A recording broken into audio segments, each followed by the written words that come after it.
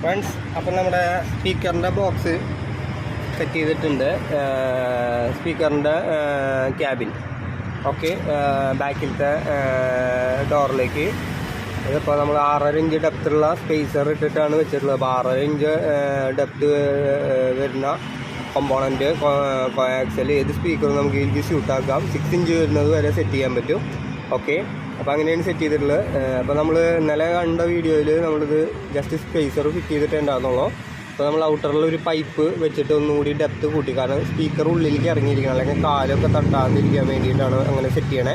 എന്നിട്ട് നമ്മൾ ആ ബനിയൻ ക്ലോത്ത് വെച്ചിട്ട് നമ്മൾ മെറ്റീരിയലിൻ്റെ മുകളിൽ ഇവിടെ ഒട്ടിച്ചു, വലിച്ചിട്ട് ഇവിടേക്കൊക്കെ ഒട്ടിച്ചിട്ട് നല്ലൊരു ക്യാബിനാക്കി എടുത്തു. അതിന് ശേഷം FRP മെറ്റീരിയൽ നമ്മൾ മിക്സ് ചെയ്തിട്ട് ഇതിൻ്റെ മുകളിൽ കൂടെ പേസ്റ്റ് ചെയ്ത് ബ്രഷ് ചെയ്യുകയാണ് ചെയ്തിട്ടുള്ളത്. അത്യാവശ്യം ഹാർഡ് ആയിട്ടുണ്ട്, പക്ഷേ ഇത് പോരാ. നമുക്ക് ഇതിൻ്റെ ഉള്ളിലേക്കൊക്കെ ഇനി മെറ്റീരിയൽ